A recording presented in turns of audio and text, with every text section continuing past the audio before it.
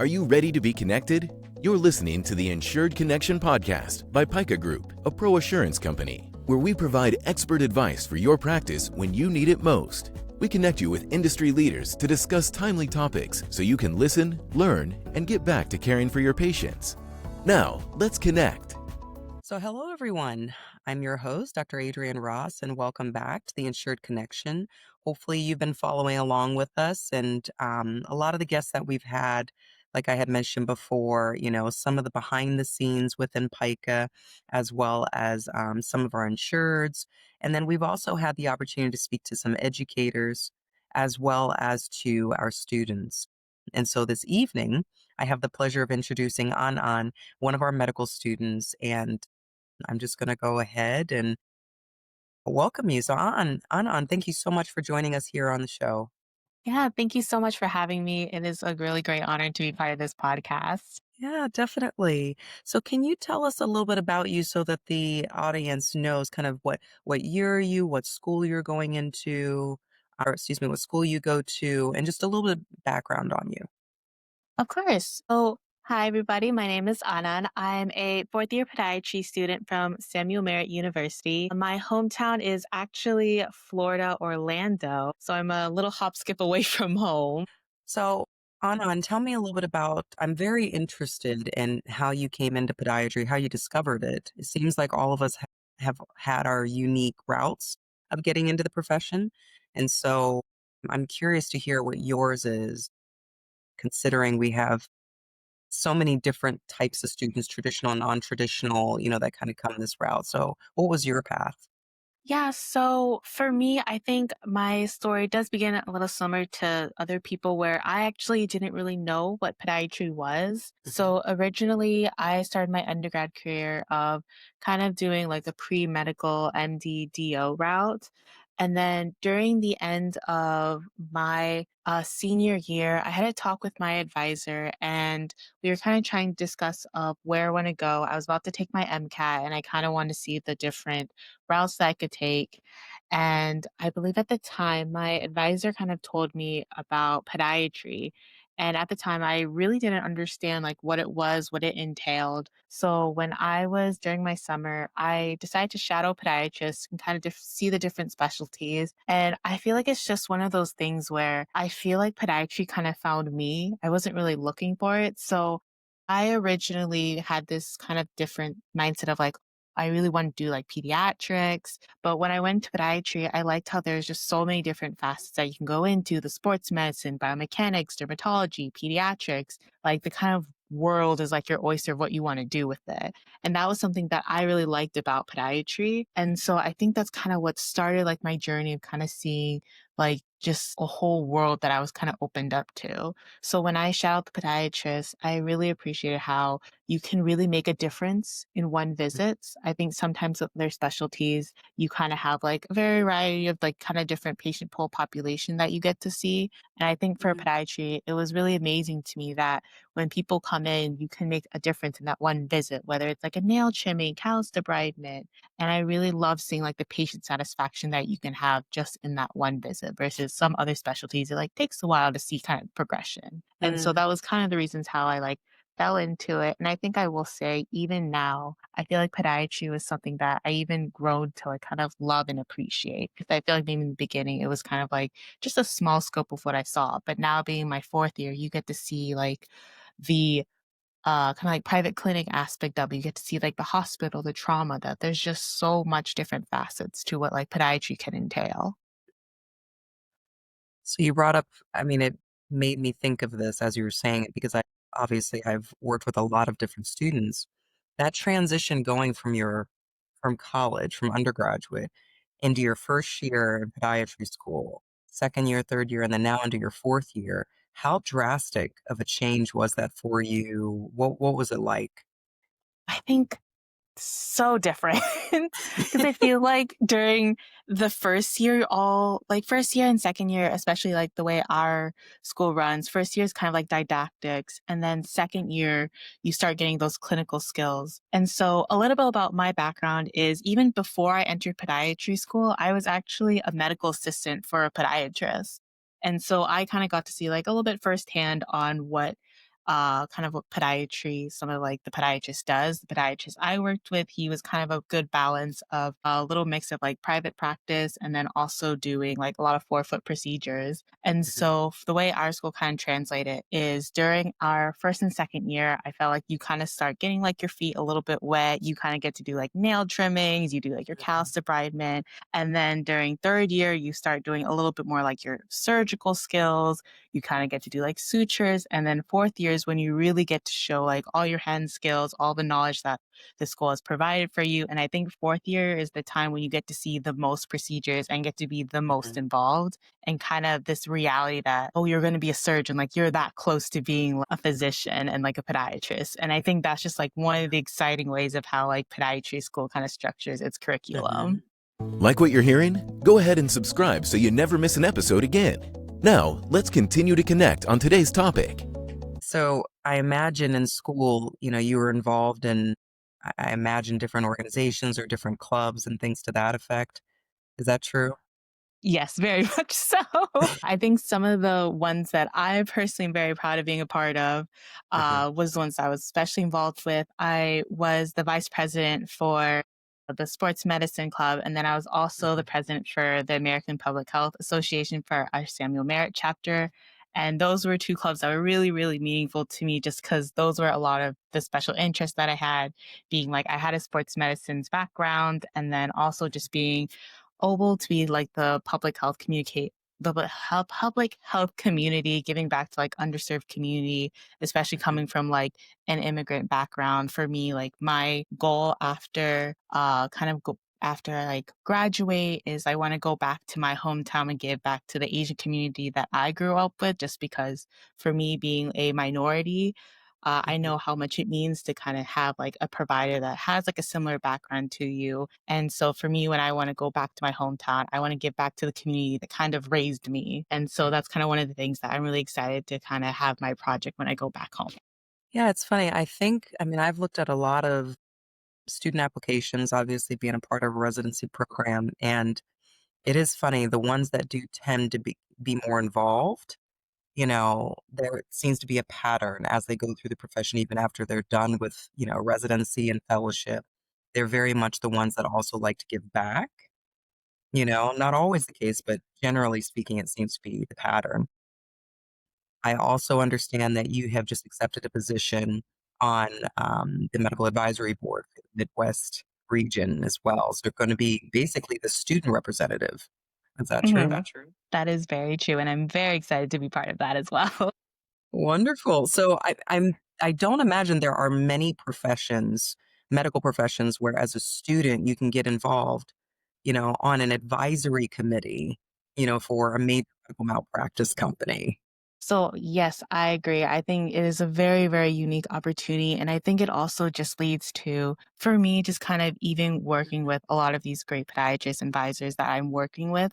Because I think Hmm. also one of the great things about podiatry is because like it is this ever growing kind of organization, ever growing Hmm. career path, is that there are a lot of people, it's a very close community. And I think what's really been great that I've even noticed is that so many podiatrists are willing to have like that student physician kind of like mentorship. And I think that's one of the really great things because it's such a small community is that I feel like other generations wants to see podiatry go, wants to see it because for us to them, like the student is kind of like the future of what podiatry gets to be. And so Hmm. I've been really blessed where I've been able to communicate and work with so many podiatrists that really have helped me shape and kind of help to build that podiatry name and the reputation that it has. Yeah, I think you'll do any role that you take justice. So I'm not too worried about that. I hope so. That is my goal. Want to make all my mentors proud. Well, I mean, that's a perfect segue. I'm a firm advocate for the power of mentorship. So as you're going to be transitioning into residency, you know, some topics that come up is kind of residency shortages and things to that within the profession. How do you feel like you've benefited from mentorship, and do you have plans to be able to give back and maybe mentor others along the way, even as early as residency? So I think to me, mentorship is really important. I think it's, again, we kind of talked about it, important of just like giving back. And I feel like my goal is some of the mentors that I've worked with. So I have a mentor back in Florida that I was able to connect through APMA that matched us together, and she's one of the chairs on the Florida Podiatric Medical Association. And I remember when I was shadowing her during my office rotations, I kind of asked her again, also like, how do you continue to be involved? And I think again, it's just one of those when you like the opportunities are out there, you just have to go out and seek them. Mhm. I think again, mentorship doesn't just start with like when you're out practicing after. I think even now you can always be a mentor to somebody, whether it is just your class below you or even just like undergrad. So for us, for Samuel Merritt, we also have like a mentorship program. So for me, like Mhm. I'm always like checking in on like my mentees. I think to me, like I'm like one of their Mhm. biggest fans, one of their biggest like supporters. Because I Mhm. think for us, like a community is just so important. And I think just having a strong support system, having like someone that advocates you and wants you to succeed is Sure. again how you are able to kind of foster like a really healthy Mhm. community. So I think again, a lot of these programs that I have been to, especially as an extern, I feel like I've been very lucky where the residents have been very, very helpful in furthering my education, whether it's just teaching me like, oh, little tips how to suture or just how to like present a patient better, or even just Mhm. how to like do kind of like little tips and tricks here and there about like maybe a procedure or how maybe I should do a presentation. So again, like I think there's always ways of mentorship, even if it's not an official relationship. I think again, there's Sure. always something that can be helped out for somebody. Mhm. That's good. Thank you. It's helpful. Yeah, that's something that's always kind of in the back of my mind is I heard a student tell me one time that, in context of, kind of residency shortage and, what can they proactively do, kind of get the word out or let people know kind of the truth about our profession, you know? So, because it seems to be not everyone knows, how great of a profession it is or what we do, even what we do, even now, not all of them are as familiar. I'm gonna paraphrase it, but she said to me, she said, "Mentorship is important within medicine," but she felt like 'cause she had, you know, gone out and kinda shopped around before she got into podiatry, and she said that she felt like there was more of an endemic mentorship and that kind of responsibility to mentor within our profession. Do you find that true? Uh, Kinda give me your thoughts on the residency shortage and how that's affecting you too.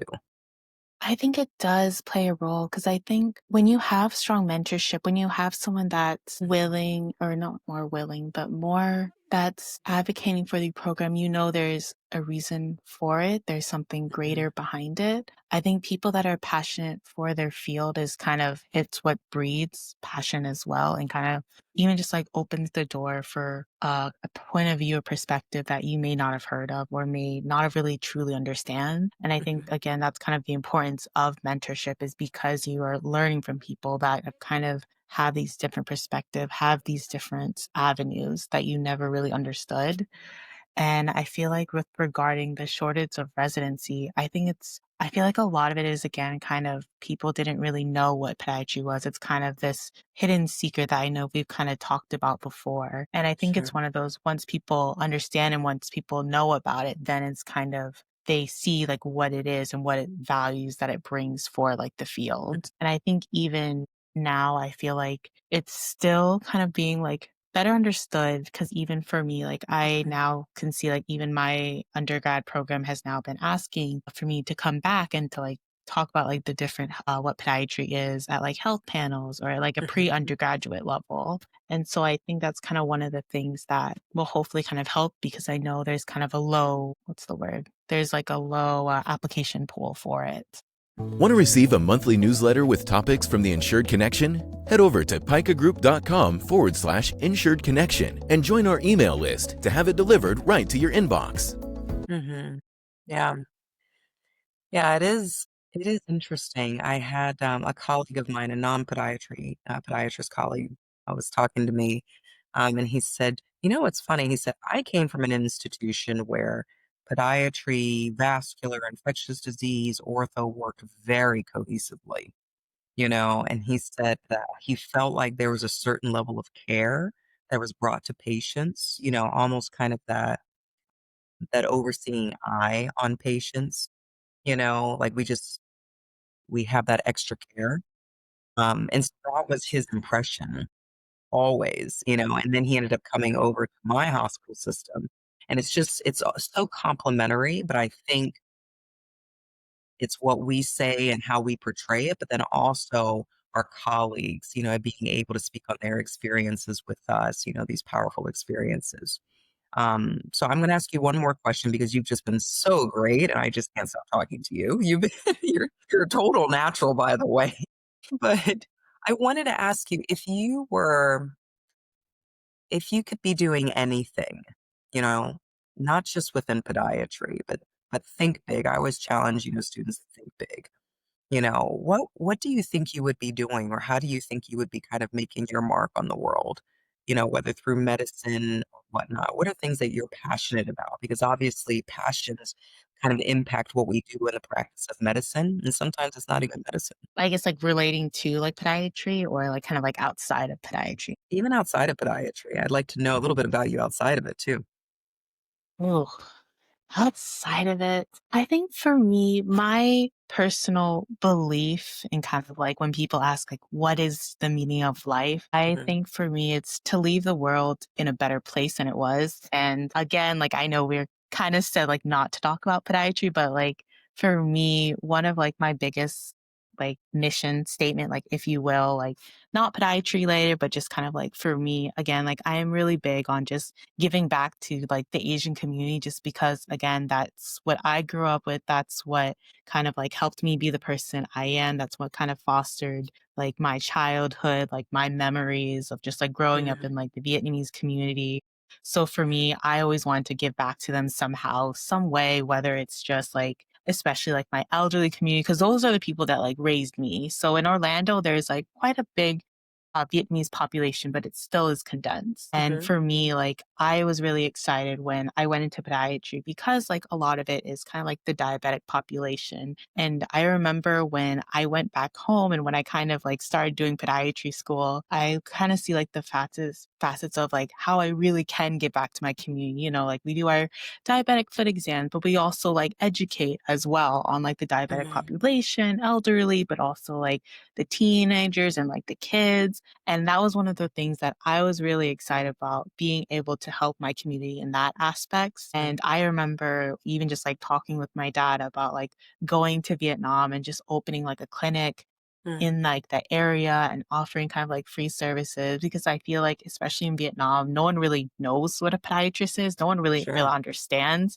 what Yeah. podiatry is. I think, healthcare is already very limited, but I Mhm, think just even be able to go, like I know some of the residency programs do like mission trips to like Vietnam, but I personally would just love to go back and kind of just mhm, do like once a month, like or once like a year, like a annual project to kind of like mm, again give back just the community that raised me. So for me, that's very meaningful, kind of like what mhm. I want to do as like my future goals, even Yeah. whether like I didn't do podiatry. I think that was kind of always my thought process, just because my parents were very Mhm, altruistic in like the ways that like they were. And they always like taught us just to give back of everything that we had. And that's something that I think is really important to like pass on. But aside from outside of that and outside of me, uh-huh. I think one of like kind of like my fun other goals is I really want to explore and kind of just like understand the world and all its different cultures. I think especially like as a minority and like where I'm from, I think it's really important just to understand all different cultures. And I think Mm, even just as a physician, the more you kind of understand and respect other cultures, it kind of mhm, opens again, not just like your mindset, but also like your viewpoint on life and just how you treat people, like the empathy and compassion that kind of goes along with it. So mhm. for me, I would really love to travel. I also would like love to try all these different sports. I know we've talked about, or I've told you about like my triathlon kind of mission that I've gotten into. So I also feel like for me, I want to learn about all these different sports and understand all like the sports Yes. mechanisms. So when I do go into like, if a patient does come to me for like a sports injury, I think the more you kind of understand people in that ways. So that is like my Uh, fun little side mission outside of all of this. But I hope that answers the question. You did. You did. It's great for one because sometimes I think in medicine we can discover ourselves or we can lose ourselves. And medicine can be a powerful amplifier to who we are, or sometimes it can kind of overtake, and so it's really nice to hear when you're a student right now and keep that as you move into residency because you're just going to make every part of your practice, that much better. So yes, you're wonderful. You're wonderful. I Oh, expect thank great you. things from you. That means so much coming from you. Oh, well, and thank you so, so much for just taking the time. I know you're on crazy schedules, you're in your 4th year, so you're traveling, you're basically always on doing kind of all these externships or whatnot. So it really does mean a lot that you would take a break from your schedule and join me on here and just share a little bit about you and then also kind of your experience. So thank you for that. Of course. Thank you so much for having me. And I really appreciate just taking the time just to be here and to share my story. And also just thank you so much for having me again. You're welcome. You're welcome. So to our audience, again, please continue to follow us on the Insured Connection. Any of the podcast platforms, you're more than welcome to be able to find us there. And stay tuned. We'll have more guests, our podiatry colleagues as well as our non-podiatry colleagues, that really want to say something about, kind of the profession and share their thoughts and their wisdom. So stay tuned and we look to see you on the next episode. Thank you. And that's it for this week's episode. But let's continue connecting. If you're enjoying the Insured Connection, don't forget to leave a review on your streaming platform and subscribe now so you can connect with us each time we post a new episode. To stay connected with us throughout the week and to tell us topics we should discuss on future episodes, go to picagroup.com/Insured Connection.